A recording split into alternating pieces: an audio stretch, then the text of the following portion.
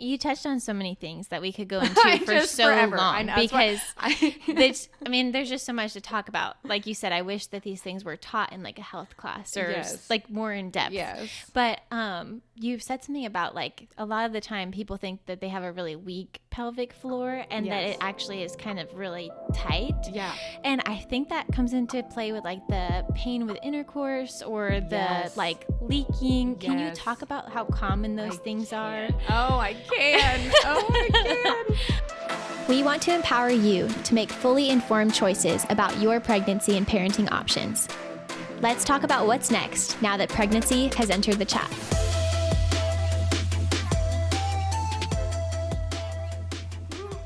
We're coming back. Okay, we're back. If they edit any of that out, hey, we're back. In my regular shirt. So this one, if you can't see it, says pelvic floor PT is my jam. It's got all kinds of cute stuff on it. So is it okay if I pull up my phone for this? Because so a lot of the answers to those questions are not my opinion. Yeah. We have research, right, for that. So I went ahead and I pulled up some good general stuff. So you mentioned pain with intercourse. Yeah. So intercourse being, typically intercourse is considered, I'm big on defining words. So intercourse is typically considered penis and vagina penetration. Yes. But there's a lot of different ways that sex can occur. But typically intercourse is the penis and vagina portion, and that part does tend to accompany the most pain. Yeah. So pain with intercourse, so the research shows us approximately 10 to 25% of pregnant women report pain with intercourse. The fancy medical word for that is dyspareunia. So you guys have said that and maybe seen that in your charts. That's what that word means. So with prevalence generally increasing in the third trimester. So basically the more pregnant you get, the more likely you are to have pain. Treatable at any point in pregnancy, pre-pregnancy, postpartum. The research says approximately 35% overall postpartum. So those are some pretty significant numbers. Again, like during pregnancy, so 10 to 25 at the top end of that, that's 1 in 4, right? Like if we had 10 women in here, 4, I guess what's 25% of 10? I don't know how to do math. I don't know how to do, 2.5. There we go. 2.5 of them would be in pain. And that matters. Yes. Postpartum, 35%. So I'm going to round up to 40 because obviously I can do lots of good things. Good. Math is not one of them.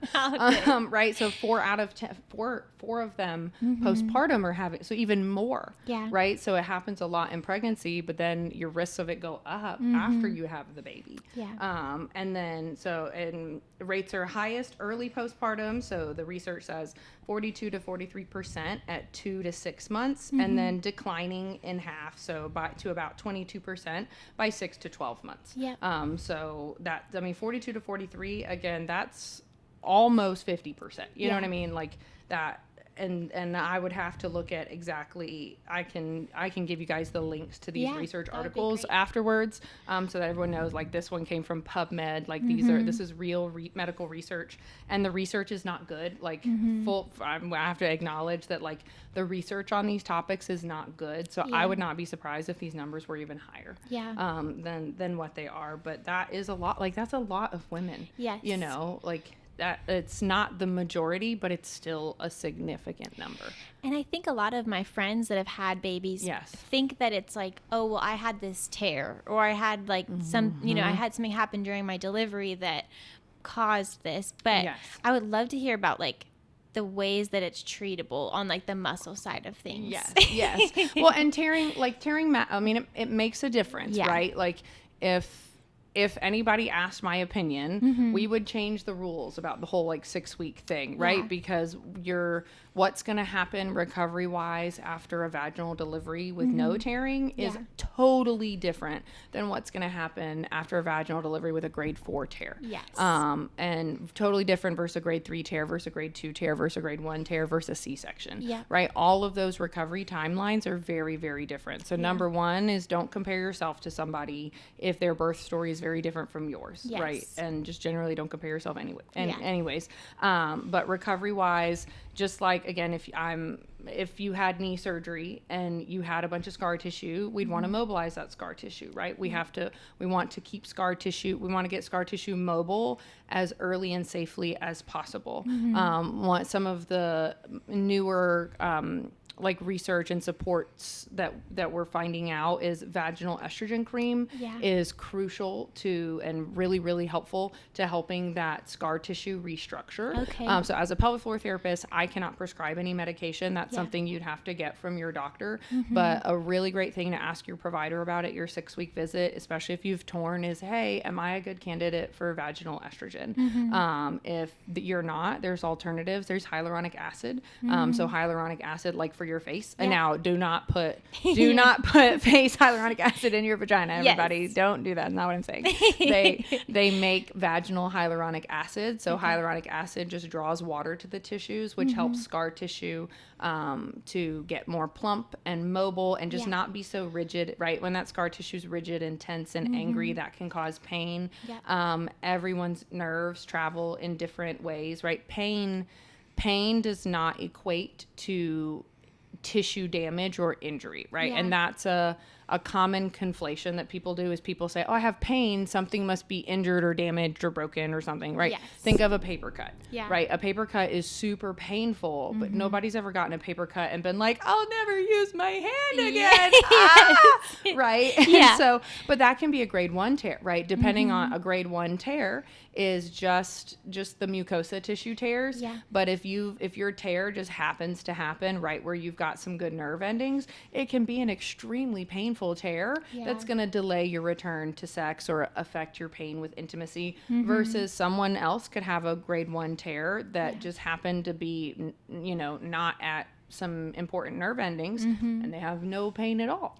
Right. And then, as the tears get more significant, the likelihood of nicking a nerve, getting a nerve, just increases. And so we want to make sure that the nerves are really mobile. And then after you have a baby, especially if you're breastfeeding, your body is in a hormone situation that's very similar to menopause. So your vaginal tissues are naturally drier. You're naturally not creating as much lubricant.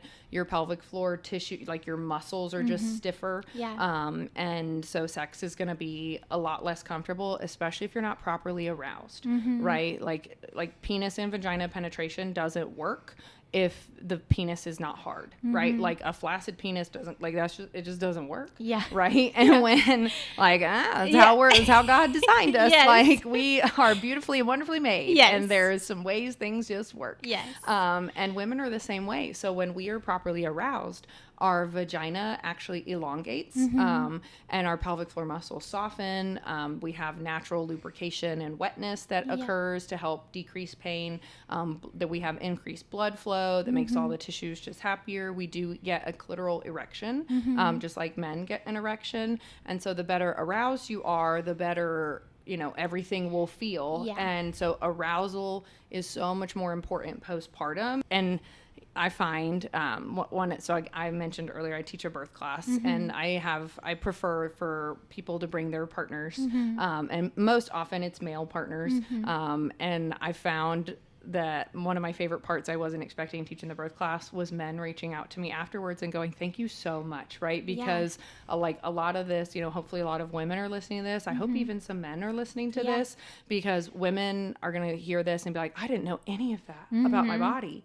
And men know even less. Like men know even less. Right? Like it's fun pop quiz. Pop quiz. Okay. Do we pee out of our vaginas? There's some people that would say yes. Some people would say yes. And the answer is no. And the answer is no. And you'd be like, you can go on social media. They do all kinds of funny, asking men those kinds of things. But we have a hole that we pee out of called our urethra. And then our vagina is for periods and intimacy and babies and that sort of thing. And so, but a lot of people don't even know that. And it's there's just a big I find pain with intercourse comes first and foremost in a lack of education. I find that most of those patients are truly just having bad sex. And so we start there. because behavior is the easiest thing to fix. And then from the muscle part, it's like, do you have the range? Like your pelvic floor muscles are like, again, like any other muscle. If your elbow was stuck like this, like a T-Rex, and you were like, Mary, I want to do full bicep curls, I'd be like, well, you don't have enough range of motion. Yes. Like, so let's do some stretches. And people think pelvic floor therapy is all like, you know, pants off, me spelunking in your vagina. And that's not, I mean, now there are, I probably will have some patients watching this that are like, Mary, you and I both know good and well you went spelunking. So like, true. Yes. Though I do have those skills. Yes. That is not what every visit looks like. Yeah. A lot of it is like what we would consider, you know, regular stretches and exercise. Lots of very yoga pose types things, you know, like child's pose, happy baby. Those are all really great positions to lengthen and stretch the pelvic floor. Your muscles have to be able to relax. That is very much a nervous system thing, right? Can be a muscle thing of like a literal range of motion, but can also be a nervous system thing if you're kind of more an anxious person or a type A person, right? Like, and there's a lot, or, you know, postpartum anxiety is, some people have never had anxiety a day in their life. And then postpartum, it jumps on them like a rabid spider monkey. Yes. And you're so anxious, that drives tension, right? Yep. So we can address that from the nervous system, from the muscles, from like literally, you know, hydration. Yep. If you're dehydrated, your muscles aren't going to function. If you don't eat enough protein, your muscles can't rebuild, right? If you hire a construction crew to build you a house and you don't give them any bricks or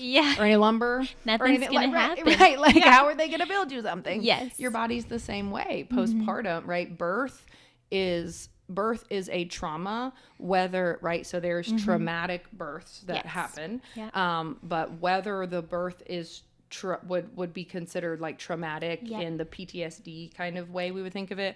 All birth is trauma, right? A trauma to the body is, you know, you bump into the door jamb and you get a bruise. That's a trauma, you know, based on the definition of like the physiological version of that word. So all birth is a trauma, and we need to take care of your body afterwards, right? And that includes diet, exercise, strengthening, right? And then because you have to get strong, but you can't, I tell all my patients, you can't strengthen if you can't relax, right? Like, again, back to my T-Rex arm analogy. If my arm's up here like this and I'm like, hey, Chloe, I want to make my biceps stronger. And you're like, we'll do some bicep curls. And I go, oh, like this? Just real quick. Right. You're going to be like, no, not like that. No, not like that. That's the step one. What you would tell me is you'd be like, well, you need to straighten your arm all the way, right? You have to relax. Or like a slingshot, right? The more you pull back a slingshot, the farther your rock is going to go. If you can't relax, you cannot get strong. And if you are not strong, your tissues will be angry. And if your tissues are angry, sex is not going to feel good. And statistically, little fun fact, in the absence of dysfunction, sex actually improves after you have a baby. Oh, wow. So in a typical, like how we are actually designed to function, is that after we have a baby, sex should get better. So because we have more blood vessels from pregnancy, because we have more nerve endings, because those tissues are more dense from being loaded for those 9 months of pregnancy, orgasms are actually typically stronger, longer, and better in the absence of dysfunction. So if your orgasms didn't get better after pregnancy, you've got pelvic floor problems, and I know some people that can help you with that, right? I'm like, well, that's usually at the end of the stuff I talk about in my evaluations, and people are like, you gotta lead with that. Like hey, I love it. But I think all of what you just said is really important, because you just talked about, you know, the tearing can affect things, and the muscles are definitely affecting things, and then also your life, like after you have a baby, you could be nursing, you could be sleep deprived, you could not be eating enough, you could be anxious, and so there's so many factors. I hope that somebody listening like drops their shoulders a little bit and is like, not only is this, you know, the word quote unquote normal, but like there's so many things that I can do that will make this better. Like when I usually finish my evaluations, I say I hope for two things. Number one, that you're a little overwhelmed, right? Like overwhelmed in like, I just got waterboarded with information and I haven't fully processed all of it, but also that like there's so many things we haven't tried, right? Like people often come in feeling like they've tried everything. Like there's no more hope for me. There's nothing left that can be done. Like, I've had this many kids. Like I'm just, Like, this is how it just is. And I'm like, no, girl. Like, look at all, here's the laundry list of stuff that we haven't even looked at yet that is affecting all of, like, there's so many things that affect these problems. You know, everyone expects a simple answer. And I'm not a good person to ask if you want a simple answer to probably anything. But like, everyone expects this, and there's just not a simple answer. Like, none of the questions related to pelvic floor in pregnancy and postpartum have a simple answer, except strengthening your glutes. That is the, like, do that. Like, that will... squats. Well, maybe it depends. The classic PT thing, it depends. Yeah. Everyone's butt fires better with different exercises. Yeah. Like, some people are going to be better with squats. Others are going to be better with hip thrusts. Others are going to be better with RDLs. Yeah. Like, you got to see.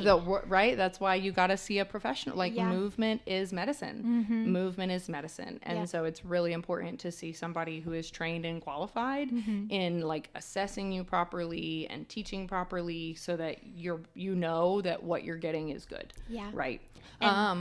Before access to care, because I want to finish my statistics, because we talked about pain, but I want to share the statistics real quick on leakage. Okay. So approximately 41% of pregnant women experience urinary incontinence or leakage, most commonly stress. So stress incontinence is leaking when you cough, sneeze, laugh, jump. Urge incontinence is leaking when you have the urge to pee. I didn't look it up, but also if you have difficulty emptying your bladder, pelvic floor therapy can help with it. Like, so either end of the spectrum.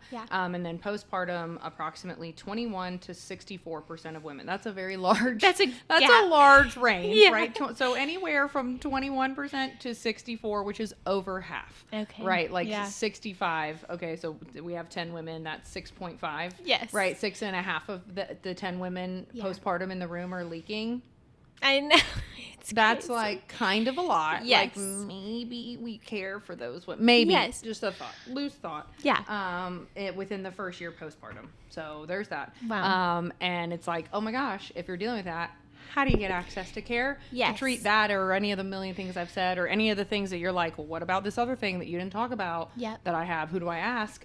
So pelvic floor care is a lot more accessible. You know, I don't know, a lot more than it used to be. Pelvic floor as a whole, as a profession, has grown really significantly, even since 2010. Wow. And so the growth of my profession has been very great. There are lots of clinics that take insurance. Most of your hospital systems will have pelvic floor therapists that take insurance. So I know in Winston-Salem, Lyndhurst Gynecologic Associates, they take insurance.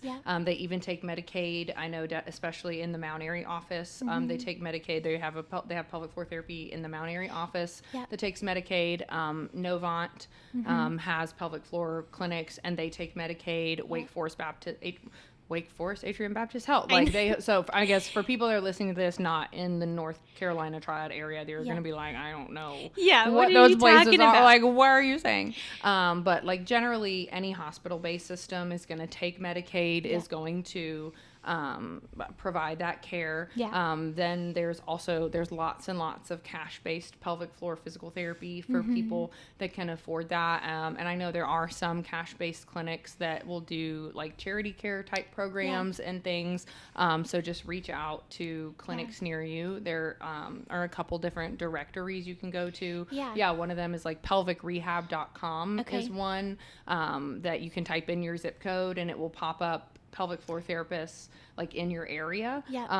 And so that way you can just call, like I always say, call them, like wherever you are, call the clinic closest to you and ask them. And they can help. But the care is actually a lot more accessible than people would think. Now, I will warn everybody, any insurance, any company that takes insurance for pelvic floor therapy is going to have a long wait list for getting in, because they're like I said, up to 65% of women postpartum are leaking. That's, how many women are getting pregnant. Like, I think so, like half the population is women. And I think it's about 80% of women have babies, right? And then 65% of that 80%, right? Like, that's millions and millions and millions.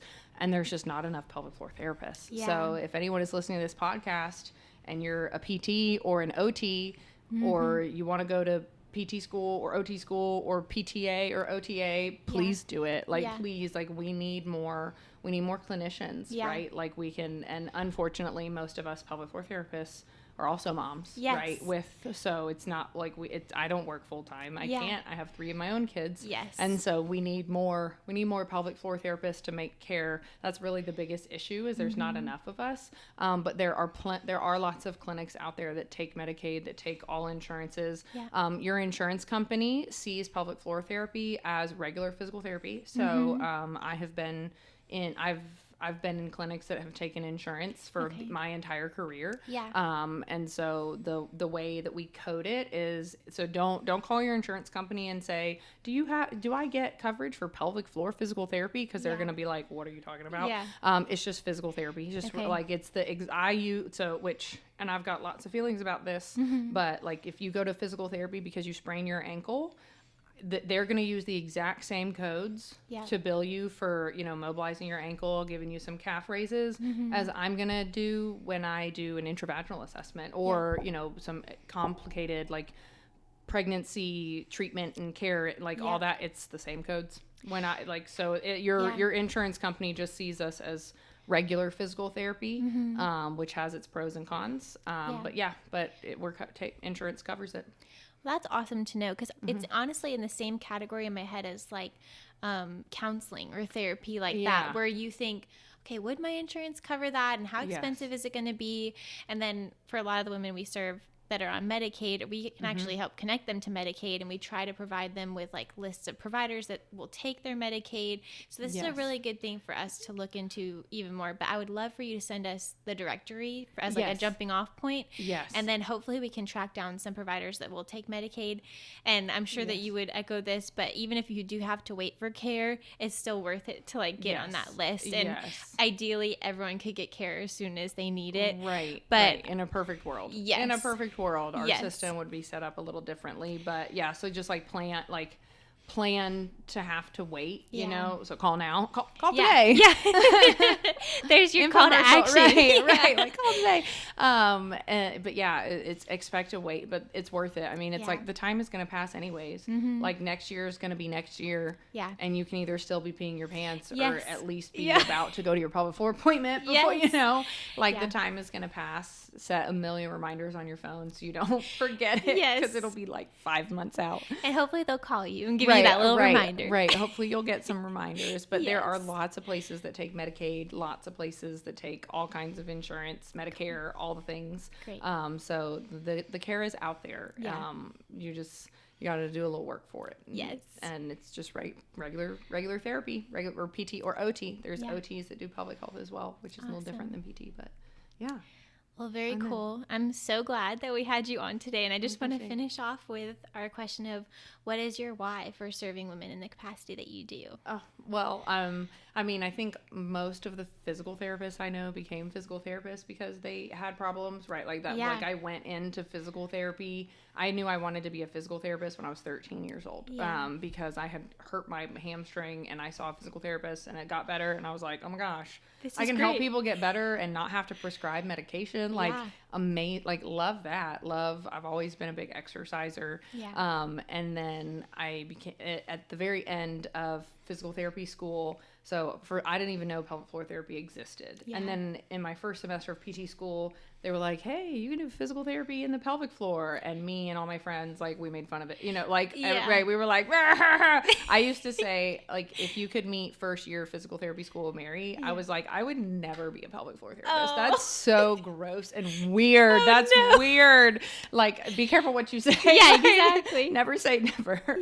And then at the end of my PT school career, I was having some pelvic floor issues, and I was young, and I was I lifted weights 6 days a week, but sitting in grad school for 8 hours a day made my pelvic floor weak. And it's like, I would go jump on a trampoline and feel like I had to pee my pants every 2 seconds, and I was like, what is going on? I had like pain with things, and it was like, whoa, wait a second. Wait, I'm young and healthy. I'm not supposed to be dealing with this. Yeah. One of my classmates had done a pelvic floor therapy, like, clinical internship, or clinical in school. And I went to her and I was like, hey, like, what is this? She gave me some stuff. I did it. It got better. I was like, wait a second. Wow. This is real. Yeah. And so I volunteered, with the local pelvic floor therapy clinic. I went to East Carolina. I got my doctorate from East Carolina. So go Pirates. And it was in Greenville, North Carolina. Yep. And so I went and hung out with the clinician there, and I was just like, this is amazing. Yeah. And then I got pregnant with my son very shortly out of PT school, and was like, I lived it. And I was like, oh my gosh, pregnancy is like really hard. Yeah. And so I did my first pelvic floor, I did all my training through the Herman Wallace Pelvic Rehabilitation Institute. Yeah. And I did my first long manual, course when I was 20 weeks pregnant with my son, you know? And so I did it because I think I wholeheartedly believe. Is this a Christian? Yeah. Okay, that's what I thought. I'm pretty positive it's safe for me to talk about Jesus, yes, right? Please. Okay, cool. So, I mean, truly, I feel like it's God's calling on my heart. Like, I wholly believe God specially designed me and put me on this earth to treat pelvic floors and do what I do, because I believe we were beautifully and wonderfully made. I truly, from the deepest parts of my soul, believe that children are a blessing, and the Lord did not design us for babies to break us. Yeah. Right? He designed us so that having babies is an opportunity for us to learn new ways to be strong and persevere. Like, it's not easy. Like, it is not easy, full stop. Yes. Full stop. It takes work. Full stop. Yeah. Right. And I was thinking this morning, I was like, there were so many moments in areas in the Bible where Jesus or the Lord told somebody to do something for their healing. Like, oh, you want to get rid of leprosy? Go dunk yourself 7 times in the Jordan. Like, that's kind of weird. Yeah. Oh, well, you want to not pee your pants? Well, go see that crazy lady in the uterus costume. That's kind of weird too, but you'll get better, And so, I just really feel like God designed our bodies to grow these babies. He also designed us to heal from these babies. We were made for this in every aspect of, that doesn't mean things don't go wrong, right? That doesn't mean that there's everything about human is imperfect, right? Imperfect things happen all the time. Things go awry all the time. But we were designed to grow babies, and we were designed to heal from babies. God never said children are a blessing, except your organs are going to fall out and you're going to pee your pants. Yeah. And also sex is going to suck for the rest of your life. What? That's not in Song of Solomon. Yeah. I didn't see that nowhere there. Okay. I didn't see that anywhere. Matthew, Mark, Luke, nor John said any of that. Yes. They said you are beautifully, wonderfully made, but also it takes work. But you also earn your bread by the sweat of your brow. Yeah. And healing takes work. And that is the part that that's the hard sell, is be like, hey, you have to change a lot about, what people are not expecting is you have to change a lot about your lifestyle. You have to change, you have to start exercising. You have to change your priorities. But if you do that, the results are great. Again, I've vaginally delivered 2 babies. Mine are 21 months apart. I can go jump on, literally my hips and my pelvic floor are healthier now as a 33-year-old mom of 3 than they were when I was a Division I swimmer. I was a D1 swimmer back in the day, and my pelvic floor is healthier. That doesn't even make sense. Yeah. But I just think that God made us to heal and do this, and women are so cool and amazing. Yeah. And so that's my why. I love that. And I think, in so many areas, women know that we're going to stretch and grow and adapt in motherhood and become stronger and all these things. Yes. And for some reason, we kind of tend to leave our physical bodies behind in some ways in that. We're like, yeah, I can grow emotionally for my kid. I'm going to provide for them, whatever it is. I'll do all these things that God's calling me to do. And then we're like, but I'll still pee my pants a little bit. Right. But I'll just do this when I sneeze and hope for the best. But no. It's such an amazing thing for you to point out, even to me who was so excited to learn about this topic. I'm like, man, that is just, it's a really beautiful perspective to have that God wants to heal our bodies in the same way that we are just pouring out for our kids. So and that and again, when he said it's he really meant it. My body is truly healthier after having babies. Now mind you, God was also girl, take care of your body. Like, you know, it's like even Jesus rested. Like, and he was fully God and fully man, and he rested.